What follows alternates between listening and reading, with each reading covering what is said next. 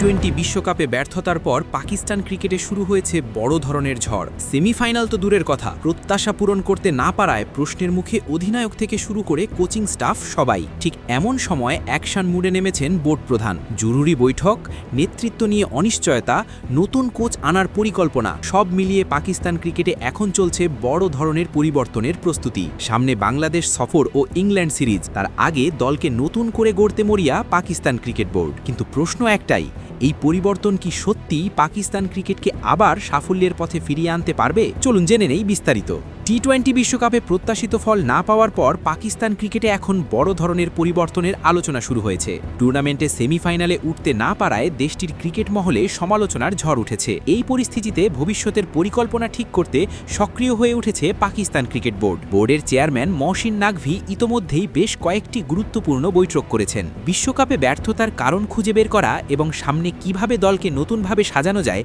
এসব বিষয় নিয়েই আলোচনা চলছে। এর অংশ হিসেবে তিনি আলাদাভাবে বৈঠকে বসেন পাকিস্তানের টি-20 অধিনায়ক সালমান আলী আগা এবং ওয়ানডে অধিনায়ক শাহিন শাহ আফ্রিদির সঙ্গে। বিশ্বকাপের ব্যর্থতার পর পাকিস্তানের ক্রিকেট মহলে চাপ অনেকটাই বেড়ে গেছে। বিশেষ করে টি-20 দলের অধিনায়ক সালমান আলী আগার নেতৃত্ব নিয়ে নানা প্রশ্ন উঠেছে। বোর্ড চেয়ারম্যানের সঙ্গে বৈঠকে তিনি দলের ব্যর্থতার কারণ ব্যাখ্যা করেছেন বলে জানা গেছে। তবে গুঞ্জন রয়েছে, এশিয়া কাপ এবং বিশ্বকাপে টানা ব্যর্থতার কারণে নিজের নেতৃত্বের ভবিষ্যৎ নিয়েও দুশ্চিন্তায় আছেন তিনি। ব্যাট হাতে ধারাবাহিক পারফরম্যান্সের অভাব এবং দলকে ঠিকভাবে নেতৃত্ব দিতে না পারার অভিযোগও উঠেছে তার বিরুদ্ধে। এদিকে বোর্ডের আলোচনায় বড় গুরুত্ব পেয়েছে আসন্ন বাংলাদেশ সফর। খুব শীঘ্রই পাকিস্তান দল বাংলাদেশ সফরে গিয়ে ওয়ানডে সিরিজ খেলবে। বাংলাদেশের বিপক্ষে সিরিজের পর পাকিস্তানের সামনে রয়েছে ইংল্যান্ডের বিপক্ষে গুরুত্বপূর্ণ টেস্ট সিরিজ। ফলে সীমিত ওভারের ক্রিকেটের পাশাপাশি টেস্ট দল নিয়েও বড় পরিকল্পনা করছে বোর্ড। এই পরিবর্তনের অংশ হিসেবে পাকিস্তানের টেস্ট দলের কোচিং স্টাফেও আসতে পারে বড় পরিবর্তন। শোনা যাচ্ছে সাবেক অধিনায়ক সারফারাজ আহমেদকে টেস্ট দলের প্রধান কোচ করার পরিকল্পনা করছে বোর্ড। যদি এই সিদ্ধান্ত বাস্তবায়িত হয়,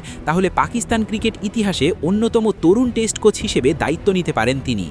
বর্তমানে টেস্ট দলের দায়িত্বে থাকা আজহার মাহমুদের অন্তর্কালীন অধ্যায় শেষ হওয়ার পরই এই পরিবর্তন আসতে পারে বলে ধারণা করা হচ্ছে। বিশ্ব টেস্ট চ্যাম্পিয়নশিপে পাকিস্তানের পারফরমেন্স সাম্প্রতিক সময়ে খুব একটা ভালো নয়। পয়েন্ট টেবিলেও তারা পিছিয়ে রয়েছে।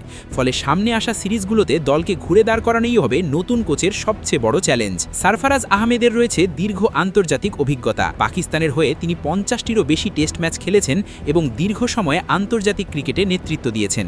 তরুণ ক্রিকেটারদের সঙ্গে কাজ করার দক্ষতাও তার বড় শক্তি হিসেবে বিবেচনা করা হচ্ছে।